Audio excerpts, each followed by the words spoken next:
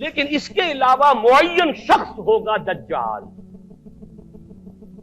یہ معین شخص جو دجال ہوگا اس کے بارے میں بھی ایک تو بالکل متفق علیہ چیزیں ہیں. نمبر ایک کہ وہ شخص ہے، قطعی ہے، یقینی ہے، اس کا حلیہ بھی حضور صلی اللہ علیہ وسلم نے احادیث کے اندر بیان کیا ہے.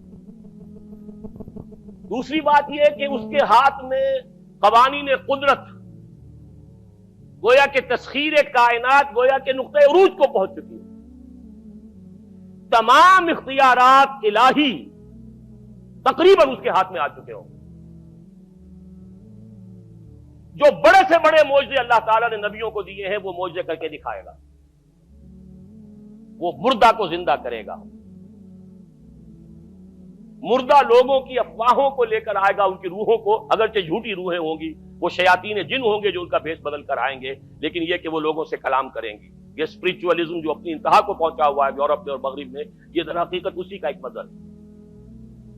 وہ کھلے بیابان کو کہے گا جہاں بالکل ٹکیل جو ہے وہ صحرا تھا، گل و گلزار کر دے گا جب چاہے گا، جب چاہے گا، جہاں چاہے گا بارش برسائے گا. فاصلہ اس کے لیے بے معنی ہوگا. اس کی سواری وہ ہوگی کہ جس کے دونوں کانوں کے درمیان فاصلہ 80 ہاتھ کا ہوگا. یہ سارے جو آج آپ کی اس ٹیکنالوجی کی جو انتہا جا رہی ہے اور جدھر جا رہی ہے، اس کو اچھی طرح سمجھ لیجیے. آج سے 100 سال پہلے شاید انسان ان چیزوں کا تصور نہ کر سکتا. وہ کوئی سواری ایسی بھی ہو سکتی ہے جس کے دو کانوں کے درمیان کا فاصلہ جو ہے وہ 80 ہاتھ کا ہو. آپ کے یہ سارے جیٹس جو ہیں وہ کیا ہیں؟ ان کے رڈارز جو لگے ہوئے ہیں، دونوں کان ہیں ان کے. اس کا ایک قدم اگر مدینے میں ہوگا تو دوسرا بیت المقدس میں ہوگا. اس کی آواز پوری دنیا میں سنی جائے گی. سنی جا رہی ہے کہ نہیں؟ یہ ساری قدرت، ساری قوتیں، تسخیر کائنات کلیتاً ایک آدمی کو چیر کر دو ٹکڑے کرے گا، دونوں ٹکڑوں کو علیحدہ کرے گا، ان کے درمیان چلے گا اور پھر ان دونوں کو جوڑے گا اور کھڑا کر دے گا. احادیث میں ساری موجود ہے.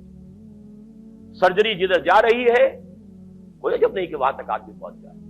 فریز کر کے تو یہ معاملہ اب ہو ہی سکتا ہے، لیکن یہ کہ ابھی اگلا اور قدم کیا ہوگا کچھ نہیں کہہ سکتے. یہ چیزیں تو ہیں متفق علیہ. البتہ کچھ معاملات کے اندر احادیث میں کچھ اختلاف پایا جاتا ہے اور یہ مشکلات الحدیث میں سے. اور میں بھی چونکہ اس مسئلے میں اب تک بھی اسی درجے میں، ابھی قطعیت کے ساتھ میں کوئی بات نہیں کہہ پا رہا ہوں، لیکن اب چونکہ گمان غالب کے درجے میں ایک رائے تک پہنچ چکا ہوں، اس لیے میں نے آج اس بات کو آپ تک پہنچانے کے لیے یہ عنوان اختیار کیا.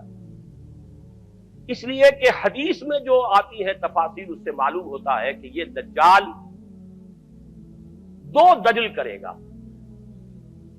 یا تو وہ دو دجل کرنے والے دو دجال علیحدہ ہیں، یا یہ دونوں دجل کرنے والا شخص ایک ہی ہے. بس یہ مسئلہ ہے کہ جو آج تک مجھ سے حل نہیں ہوا تھا، اب تک کہنا چاہیے آج تک نہیں.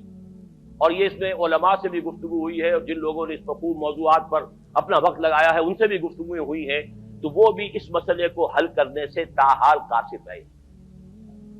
لیکن یہ کہ اب میری رائے یہ ہے کہ یہ دو شخص ہیں علیحدہ علیحدہ، واللہ عالم. لیکن ایک رائے تک میں پہنچ چکا ہوں، اس لیے وہ رائے آپ کے سامنے رکھ رہا ہوں، اور آپ کے ذریعے سے وہ آگے بھی پھیلے گی تو اہل علم کے ساتھ جو ہے اس معاملے کے اندر تبادلہ خیالات کی بھی نوبت آئے گی انشاءاللہ. لیکن یہ کہ اس میں یہ بات قطعی اور یقینی ہے کہ اس طرح کا ایک شخص پیدا ہوگا. البتہ یہ کہ آیا وہ دو ہوں گے دو مختلف اوقات میں، یا ایک ہی ہوگا ایک ہی وقت میں، صرف اس میں اختلاف ہے. میرے نزدیک وہ دو ہوں گے. ایک وہ شخص جو جھوٹا مسیح ہونے کا دعویٰ کرے گا، المسیح الدجال.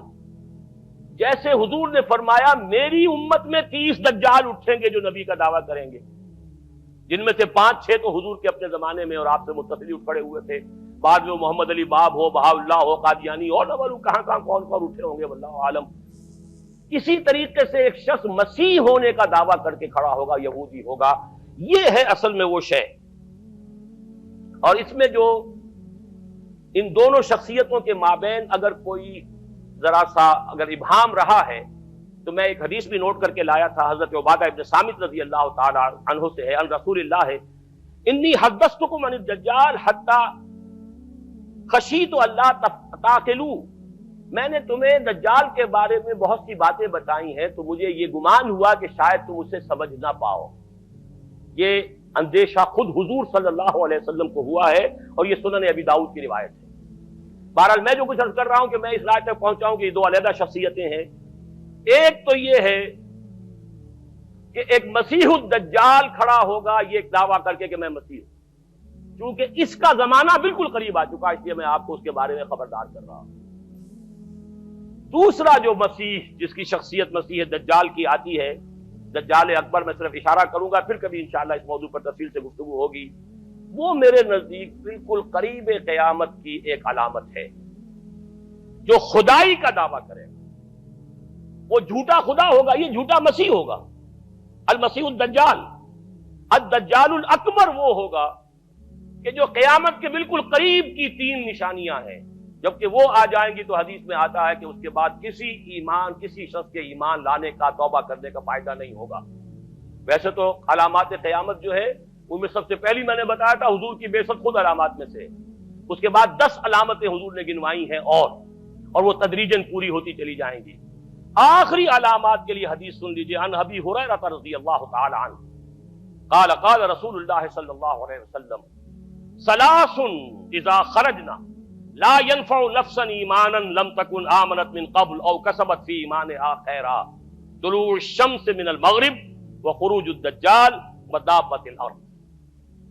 تین نشانیاں وہ ہیں کہ جب وہ ظاہر ہو جائیں گی تو پھر کسی کا ایمان لانا مفید نہیں ہوگا جو پہلے ایمان نہیں لایا تھا، یا جس نے اس سے قبل اپنے ایمان میں کچھ اعمال صالحہ کی کمائی نہیں کی تھی۔ یعنی گویا کہ توبہ کا دروازہ بند ہو جائے گا۔ جیسے جب موت کے آثار شروع ہو جاتے ہیں تو توبہ کا دروازہ انسان کے لیے بند۔ اب جب موت کے آثار شروع ہو گئے اب توبہ کرنا فائدہ نہیں، اس سے پہلے توبہ کا دروازہ کھلا ہوا۔ معلوم یغرغر، جبکہ وہ موت کے آثار شروع ہو جاتے ہیں، گھنگرو بولنا شروع ہو جاتا ہے، معلوم ہوتا ہے کہ اب جا رہا ہے، اب توبہ بیکار۔ اسی طریقے سے پوری نوع انسانی کے لیے توبہ کا دروازہ بند ہوگا ایک وقت میں آ کر کہ اب کسی کے لیے توبہ نہیں، ایمان نہیں، اور اس کے لیے تین علامتیں بیان ہوئی ہیں، یہ بھی مسلم شریف کی روایت ہے۔ آپ نے فرمایا تین چیزیں وہ ہیں کہ جب وہ ظاہر ہو گئیں تو پھر کسی کا ایمان لانا جو اس سے پہلے ایمان نہیں لایا تھا، اور اپنے ایمان میں اس نے کچھ اعمال صالحہ کی کمائی نہیں کی تھی، اب قتل مفید نہیں ہوگا اس کے لیے ایمان لانا۔ وہ تین نشانیاں ہیں، طلوع الشمس من المغرب، سورج مغرب سے طلوع ہوگا۔ نظام شمسی میں کوئی اختلال ایسا ہوگا کہ جس سے سورج بجائے مغرب سے نکلے گا۔ وہ خروج الدجال ودابۃ الارض، ایک زمین سے کوئی چوپایا برآمد ہوگا، بعض احادیث میں آتا ہے کہ مروہ کے قریب سے وہ برآمد ہوگا جو گفتگو کرے گا انسانوں سے۔ یہ بالکل خرق عادت، یعنی وہ چیزیں کہ جن کا کوئی تعلق اب اسباب جو ہے دنیا کے ان سے کوئی تعلق نہیں ہے، کوئی فزیکل لا سے تعلق نہیں ہے، وہ بالکل معجزے ہوں گے، خرق عادت ہوگا۔ اور خروج دجال، وہ دجال جو خدائی کا دعویٰ کرے گا، اور حدیث میں آتا ہے کہ بہت کم لوگ ہوں گے کہ جو اس کے سامنے رک سکیں گے، اکثر و بیشتر جو کمزور ایمان والے لوگ ہوں گے وہ اسے خدا تسلیم کر کے اس کی پرستش شروع کر دیں۔